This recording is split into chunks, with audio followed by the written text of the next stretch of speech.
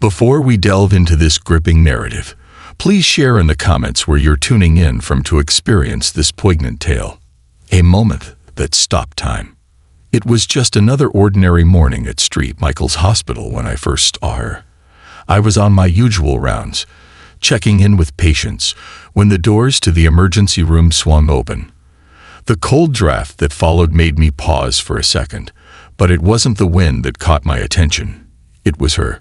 A little girl, no older than 10, walking into the ER, holding a baby in her arms. I don't know what I expected, but it certainly wasn't that. At first glance, it looked like a scene straight out of a TV drama, something scripted and unreal. But as I watched her walk through the door, carefully cradling the infant, my heart dropped. Her face was calm, far too calm for someone her age, especially carrying a baby like that. Her eyes were wide with worry, and she walked with a quiet confidence that was unsettling, as if this was all routine for her. "Excuse me, miss," I called out, my voice a little shaky, unsure of what to do. "Are you all right?" She turned slowly, locking eyes with me for a moment. There was a certain determination in her gaze, and it was something I'd never seen before in someone so young. Her expression said it all. She wasn't lost or confused. She was here for a reason. "I need help. My baby sister is sick," she said, her voice barely above a whisper, but filled with a kind of urgency that made my stomach twist. At first, I didn't know what to think. A little girl with a baby. How? I couldn't wrap my mind around it, but the seriousness in her voice made it clear that this wasn't a prank or some kind of misunderstanding. I motioned for one of the nurses nearby to assist, but she was already ahead of me, her small feet padding quickly across the floor as she walked past the reception desk. It was clear that she had been here before. The nurse followed her, and I stayed close, trying to make sense of what was going on. We arrived at an examination room, where she carefully placed the baby in one of the cribs, never once looking away from her. She gently adjusted the baby's blanket, and finally, after a long silence, turned to face the nurse. "Her name is Emily. I'm her big sister, Sarah," the girl said, and I couldn't help but notice the pride in her voice as she said "big sister." The nurse quickly examined Emily, who was lying still in the crib, her face flushed and hot with fever. There were no signs of trauma, but her condition was serious. The nurse wasted no time, calling for immediate attention, and soon the room was filled with doctors and medical staff. I stood back, overwhelmed, trying to process what was happening. But still, the question lingered in my mind. How did this little girl end up here? With a baby? Alone? I watched as Sarah stood quietly at the side of the room, her eyes glued to her sister. She didn't speak unless spoken to, but every time a doctor moved closer to Emily, Sarah's gaze followed. It was clear that she wasn't just any sibling. She was the one who had been taking care of Emily. As the medical team worked, I couldn't help but wonder how this story would unfold, and more importantly, how in the world a 10-year-old had the strength and determination to care for a baby sister, alone, with no help. The hidden story. It was later that evening when I finally got the chance to sit down with Sarah. The doctors had managed to stabilize Emily, though her condition was still critical. The fever was high, but there was a chance she'd pull through. I knew that the little girl was likely exhausted, emotionally drained, and probably more than a little scared, so I sat with her in the hospital lounge, hoping to give her some comfort. She didn't say much at first, just fiddling with her hands as she sat on the couch. She wasn't crying or asking for anything. She seemed almost resigned. After a long silence, I finally spoke. "You're very brave, you know," I said gently, trying to break the ice. "Most kids your age would be scared to do what you did today." Sarah looked at me, her eyes sharp and direct. "I'm not most kids." I nodded, unsure of how to respond. Her maturity was so far beyond her years, it almost felt unnatural. There had to be more to this story, something that had shaped her into this calm, collected young girl. "You've been taking care of Emily for a long time, haven't you?" I asked, my voice soft. She hesitated for a moment before nodding. "Since she was born," Sarah said, her voice quiet. "I was the one who helped Mom when Emily came home from the hospital. Mom was sick, and she couldn't take care of her properly. So I did." The weight of her words hit me like a ton of bricks. I could tell that this wasn't just a casual task for her, it was her life. Sarah had been Emily's caretaker for as long as she could remember. And it wasn't just about feeding and changing diapers. From the way she spoke, it was clear that she had stepped into the role of a mother figure for her sister. I pressed on gently. "Where is your mom, Sarah?" Her face darkened slightly. "Mom passed away 2 years ago," she said, her voice steady, though there was a sadness in her eyes. "She got really sick and couldn't fight anymore." There it was, the story that explained so much. This brave little girl, carrying the weight of the world on her shoulders, wasn't just playing the role of an older sister. She was a mother to her baby sister in every sense of the word. And she had been doing it alone for years. "I'm sorry," I said, my voice breaking slightly. "That must have been really hard." Sarah shrugged, as if the pain was something she had learned to live with. "It was hard, but we had to keep going. I promised Mom that I would take care of Emily, and I keep my promises." She looked me straight in the eyes then, and I saw something in her gaze that was more powerful than any emotion. Resolve. "I don't want anyone to feel sorry for me. I want Emily to be okay." I felt my heart swell in my chest. This little girl, this incredible, strong, determined little girl, had become something far more than anyone could have imagined. She wasn't just surviving. She was thriving in a world that had handed her one unimaginable challenge after another. And she was doing it with more grace, dignity, and love than most adults I knew. The power of love. The next few days were filled with medical procedures, tests, and procedures to stabilize Emily's condition. The staff was focused on helping her get better, and though Sarah had been exhausted, she remained steadfast in her dedication to her sister. There was never a moment when she wasn't at Emily's side, holding her hand or brushing her hair from her feverish forehead. She acted like the mother I now knew she had been for so long. It was one late afternoon when I saw Sarah sitting alone in the waiting room, staring out the window at the setting sun. She looked tired, worn down by everything she had been through. But her posture remained strong, her back straight, her eyes filled with purpose. There was something profoundly inspiring about her, something that went beyond her bravery. It was her unwavering love for her sister. I sat beside her, careful not to disturb her peace.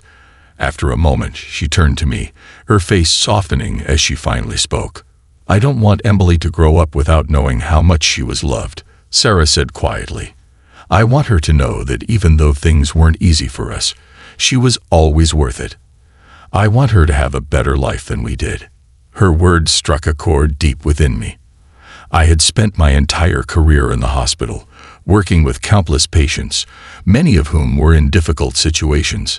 But Sarah, this 10-year-old girl, had taught me something that no textbook could ever explain. The power of love, the power of sacrifice, and the strength that can come from a promise made to someone you love more than anything in the world. "I don't know how to give her the life she deserves," Sarah continued, "but I will try. Every single day." A child's unbreakable promise. The hospital hummed with the quiet business of the evening shift. The fluorescent lights flickered slightly as the nurses moved through the halls. Doctors whispered in consultation, and monitors beeped steadily. Amid all this, a 10-year-old girl sat beside her baby sister's crib, her small hand gripping Emily's tiny fingers, as though her very touch could transfer strength into the little body struggling against a relentless fever. I had watched her for days now, and not once had she faltered. Not once had she let exhaustion win. She stayed awake for hours, her tired eyes refusing to close. She barely ate. If a nurse came to check on Emily, she was on high alert, asking questions, watching every movement with an intensity that reminded me of a seasoned caretaker, not a child. But tonight was different. Sarah looked smaller somehow, curled up in the chair beside Emily's crib, her shoulders sagging under the weight of everything she had carried alone. The sterile, two white walls of the hospital seemed to press in around her, reminding her of every battle she had fought in silence. I approached quietly, carrying a tray with a small sandwich, a cup of hot cocoa, and a blanket. "Sarah," I said softly, careful not to startle her.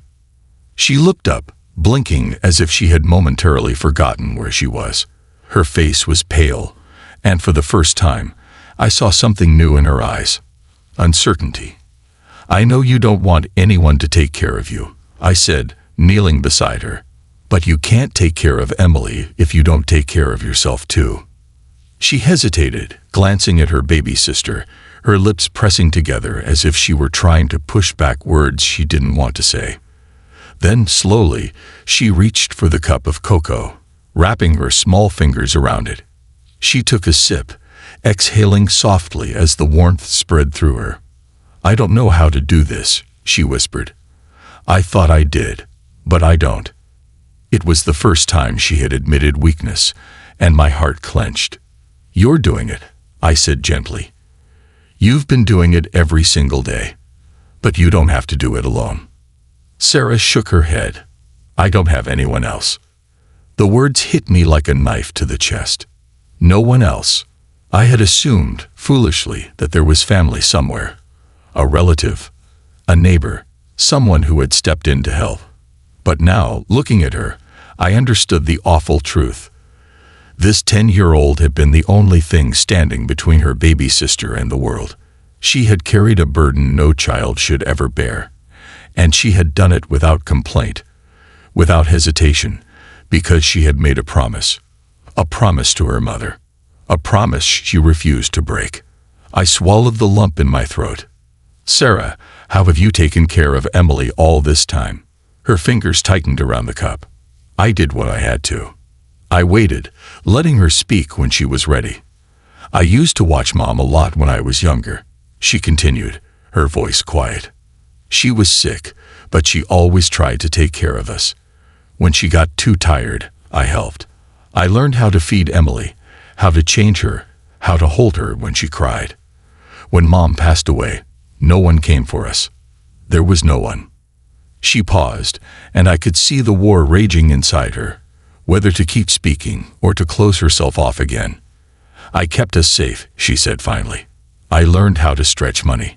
I figured out which stores wouldn't notice if I took a few extra things. I cleaned houses when I could so I could buy milk for Emily. I used to sleep in the hallway of our old apartment building with Emily wrapped in my sweater because I knew I couldn't let anyone find out we were alone."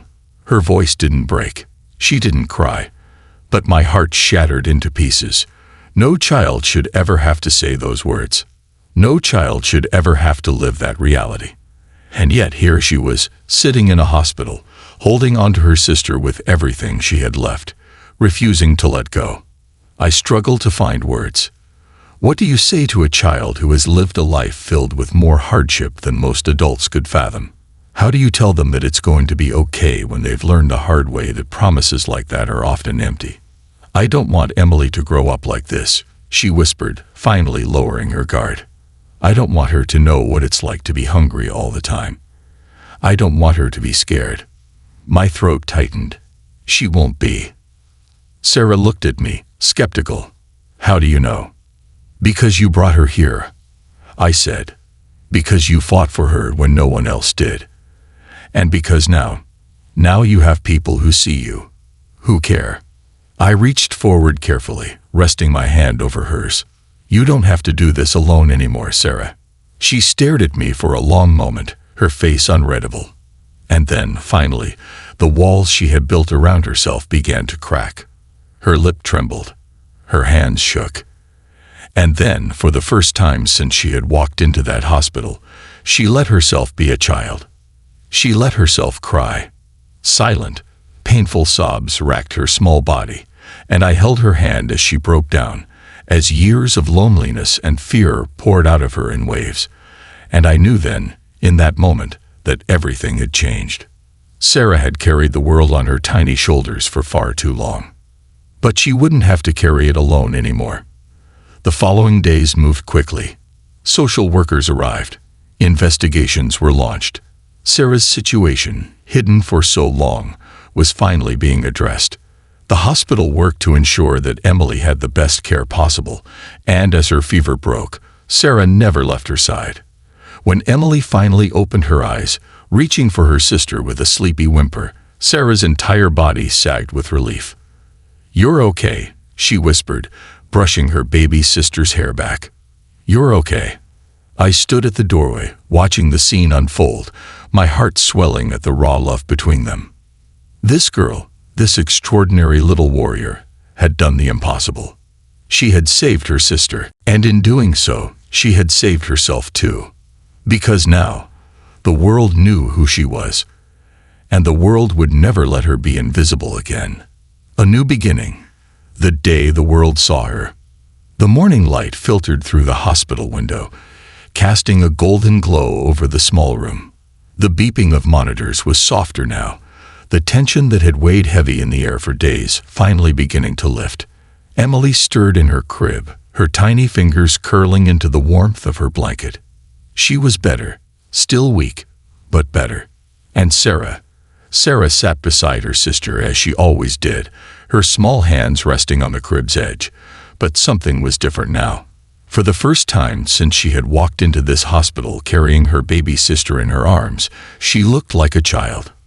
Not a guardian, not a mother, not someone who had been carrying burdens too heavy for her age. Just a child. I stepped inside, careful not to disturb the quiet peace of the moment. "She looks good," I said softly, standing beside her. Sarah nodded, her eyes never leaving Emily. "Yeah, she does." There was a new softness in her voice, a quiet relief that hadn't been there before. It had been days since everything changed, since social services had stepped in, since the world had finally taken notice of the little girl who had fought so hard to keep her promise. I had sat through the meetings, the discussions, the debates about what would happen next. There were concerns, of course. The system was flawed, and I had seen too many children fall through its cracks. But this time was different. Sarah was different. She wasn't just another child lost in the system. She was a fighter. She had taken on the world, and now the world had finally opened its eyes to see her. And the world wasn't about to let her down. I crouched beside her, placing a gentle hand on her shoulder. "Sarah, I need to talk to you about something." She finally looked at me, and for the first time, I saw hope there. Hope mixed with uncertainty. "You're not going back to how things were," I said firmly. "You and Emily, you're going to be taken care of." She bit her lip, looking away. But what if they split us up?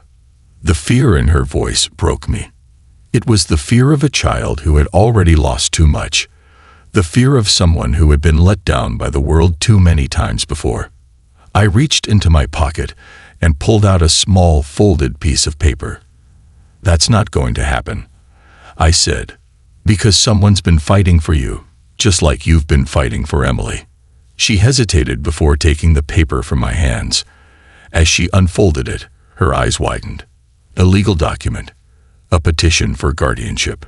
Her hands trembled as she read the name written at the bottom. "My name." "I don't understand," she whispered. I took a deep breath, feeling the weight of what I was about to say settle in my chest. "I told you that you don't have to do this alone anymore, Sarah. I meant that. I want you and Emily to come home with me." Her breath hitched. "But why? Why?" "Because no child should ever have to fight this hard just to survive. Because she had done more in her 10 years of life than most adults ever would, and she deserved a chance to be a child again. Because I had spent my entire career watching kids slip through the cracks, and I refused to let it happen to her. Because you're not alone anymore," I said, my voice thick with emotion. "Because I see you, Sarah, and I won't let you be invisible again." Tears welled in her eyes, and for a moment, I thought she might pull away. That she might refuse out of fear, out of habit, out of the belief that she had to keep fighting alone. But then, She did something I never expected. She let go. She let herself believe, for the first time in years, that maybe, just maybe, there was someone in the world who wouldn't leave. And then, before I could say another word, she threw her arms around me, clutching me tightly, as if she was afraid I might disappear. But I didn't, and I never would. The day the world saw her. A few weeks later, an article was published. The little girl who saved her sister and changed everything. The story spread like wildfire. News stations picked it up. People around the world read about the 10-year-old girl who had walked into a hospital with her baby sister, who had fought against all odds to keep a promise, who had never given up even when the world had turned its back on her. Donations poured in, letters, offers to help. And in the midst of it all, Sarah and Emily started a new life. A life where Sarah didn't have to be the only one fighting anymore. A life where she could finally be what she had never allowed herself to be before, a child. And as she sat in her new home, reading the letters from strangers who had been moved by her story, she finally understood something. She had spent her whole life fighting for Emily. But now, for the first time ever, someone was fighting for her. And that, more than anything, was the ending she had never dared to dream of. But it wasn't an ending at all. It was a beginning. A new chapter, a new life, a new hope. Because the world had finally seen her. And the world would never let her be forgotten again. Final thoughts. This conclusion is designed to be powerful, emotional, and inspiring. The story doesn't just end with Sarah and Emily being saved. It ends with Sarah choosing to believe in a new future, something she had never allowed herself before. It also emphasizes a real-life message, that there are children out there fighting battles we can't see, and sometimes all they need is for someone to see them. This story isn't just about struggle. It's about hope, about resilience, about the power of love and human kindness. I hope this ending gives you exactly the emotion and impact you were looking for. This concludes the story. Thank you for watching until the end. I hope you found it enjoyable. If you did, please consider liking the video and sharing it with your friends. Don't forget to subscribe to our channel and activate the notification bell for more captivating stories. Have a great day.